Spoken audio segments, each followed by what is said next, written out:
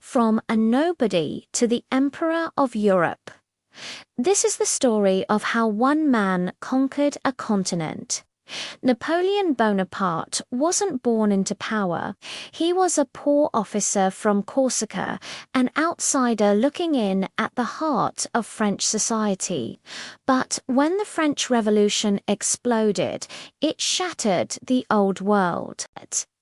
The chaos and bloodshed destroyed the ancient elites, clearing a path for men of talent and ambition, regardless of their birth.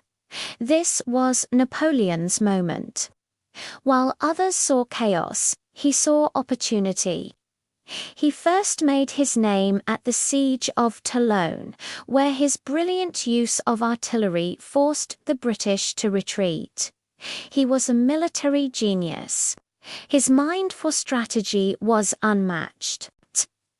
In Italy, he took a starving, demoralized army and turned it into an unstoppable force. His tactics were revolutionary: speed, surprise, and decisive force.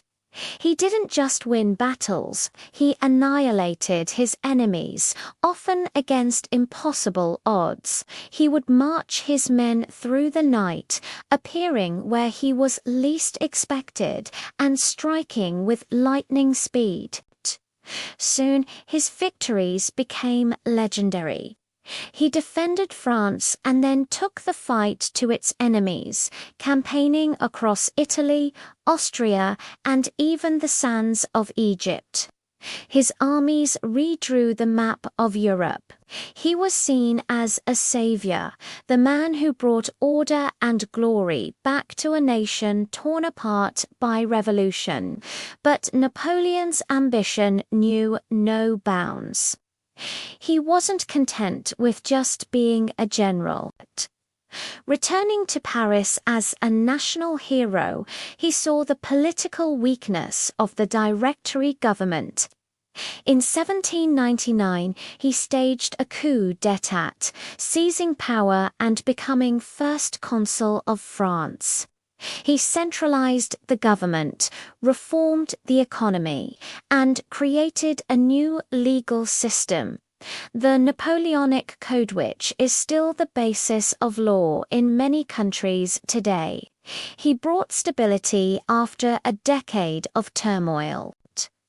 Then, in a moment of ultimate audacity, in the Grand Cathedral of Notre Dame in 1804, he took the crown from the Pope's hands and placed it on his own head.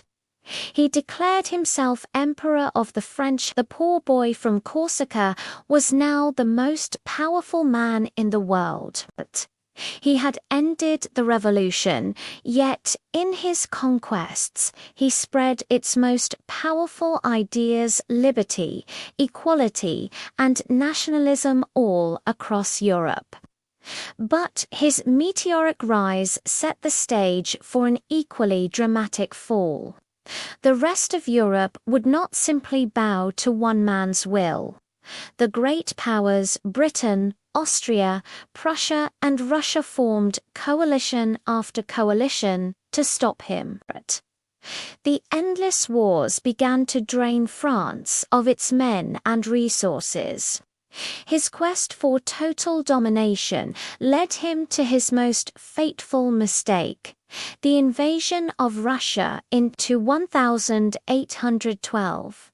The Grand Army, once the most powerful military force ever assembled, was decimated by the brutal Russian winter and scorched earth tactics. This catastrophic defeat was the beginning of the end. The nations of Europe, sensing his weakness, united against him. In 1814, they captured Paris, and Napoleon was forced to abdicate. He was exiled to the tiny island of Elba. But the story doesn't end there. In an incredible final gamble, he escaped, returned to France, and rallied the nation behind him for one last stand-up period, known as the 100 Days. It all came to a head on a rainy field in Belgium, the Battle of Waterloo. It was a clash of titans, Napoleon against the Duke of Wellington and the Prussian army. After a brutal day of fighting, Napoleon's forces were finally defeated. This time, there would be no second chances. He was exiled to the remote, windswept island of St. Helena in the middle of the Atlantic, where he would spend the rest of his days. Napoleon died in exile, but his legacy is immortal. He was a military genius, a ruthless tyrant, and a visionary reformer all at once. He plunged Europe into war, but also laid the foundations of the modern state. He rose from nothing to conquer everything, and in his fall he became a legend, a man who shaped the world we live in today. Thanks for watching. If you want to dive deeper into history's most fascinating figures, make sure to subscribe and hit that notification bell.